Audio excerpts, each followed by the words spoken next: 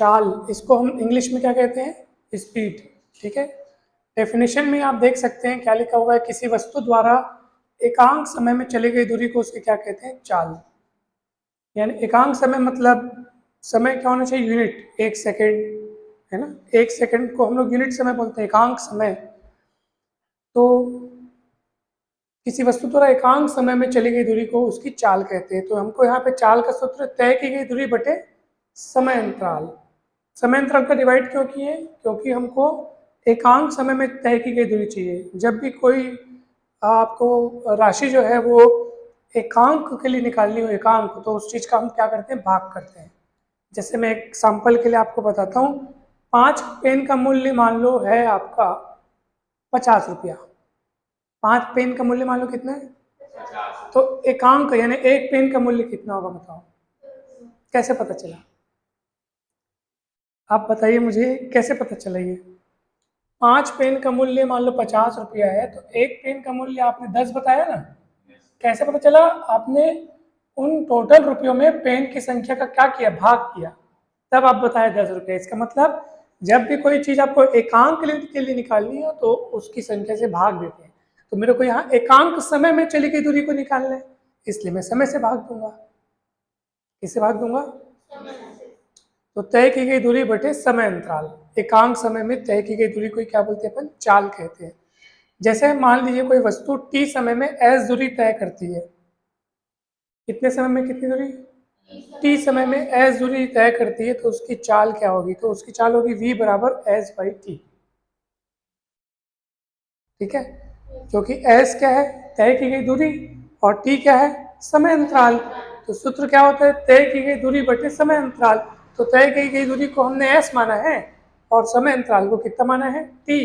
तो यहाँ पे तय की गई दूरी की जगह s लिख देंगे और समय अंतराल की जगह t लिख देंगे, और चाल को किससे व्यक्त करते हैं? v से। तो v बराबर s बाई टी। अब मान लीजिए हमको चाल का मात्रक निकालना है, तो देखो चाल मतलब होता है दूरी बटे समय अंतराल। तो चाल का मात्रक निकालने के लिए आपको दूरी का मात्रक निकालना पड़ेगा और समय का मात्रक निकालना पड़ेगा, समय अंतराल का मात्रक। तो दूरी का मात्रक, अगर हम सीजीएस सिस्टम में देखें तो दूरी को हम लोग, दूरी के मात्रक को सेंटीमीटर और समय अंतराल के मात्रक को सेकंड लिखेंगे। तो क्या हो जाएगा? सेंटीमीटर प्रति सेकंड। सेंटीमीटर, सेंटीमीटर बटे मतलब प्रति, और सेकंड, और ये बटे को ऐसे भी लिखते हैं, ऐसे अगर ऐसे सेकंड अगर ऊपर जाएगा तो घात में क्या हो जाएगा? -1 सेंटीमीटर प्रति सेकंड।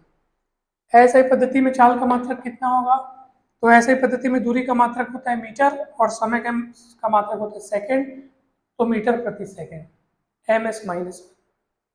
ठीक है, मीटर प्रति सेकंड। उसके बाद देखो विमीय सूत्र।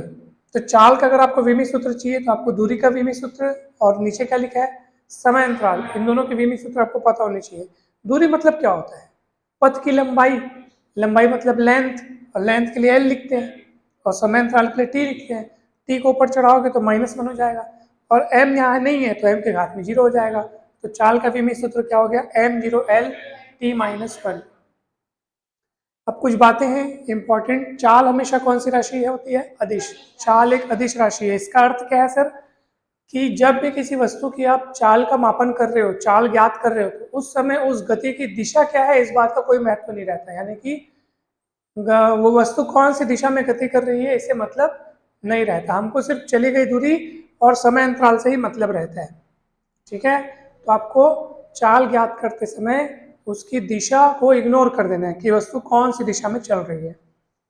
इसलिए चाल एक अदिश राशि है क्योंकि इसमें केवल परिमाण होता है। परिमाण यानी कि मापांक, केवल वैल्यू होती है, दिशा का कोई मतलब, हाँ, जिसमें जिस ऐसी राशि जिसमें केवल परिमाण होता है, दिशा नहीं होती है, ऐसी राशि को बोलते हैं अदिश। अदिश मतलब बिना दिशा वाली राशि। कैसी राशि? अदिश मतलब बिना दिशा वाली राशि। ठीक है, और दूसरा क्या है? चाल सदैव क्या होती है? धनात्मक होती है, कभी भी ये ऋणात्मक नहीं होती। इस बात को भी आप ध्यान रखें। फिर नीचे हम एक एग्जाम्पल लिखें कि यदि कोई वस्तु 4 सेकंड में 60 मीटर की दूरी तय करती है तो उसकी चाल कितनी होगी? बहुत सरल क्वेश्चन है ये तो। दूरी कितनी दी है? 60 मीटर। कितने सेकंड में तय करती है?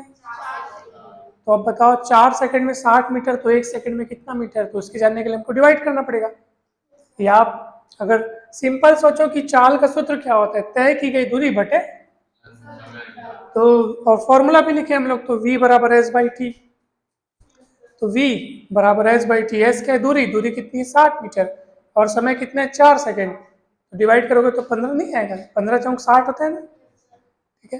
तो 15, और देखो यहाँ दूरी का मात्रक क्या था मीटर, और समय का मात्रक क्या था, तो मीटर प्रति सेकेंड। समझ में आया कि नहीं है? तो इस तरीके से अभी हमने चाल की परिभाषा, उसका सूत्र, उसका विमी सूत्र, मात्रक, उसके कुछ गुण और एक एग्जाम्पल, ये सब देख लिया। विदाउट, ठीक है, ओके।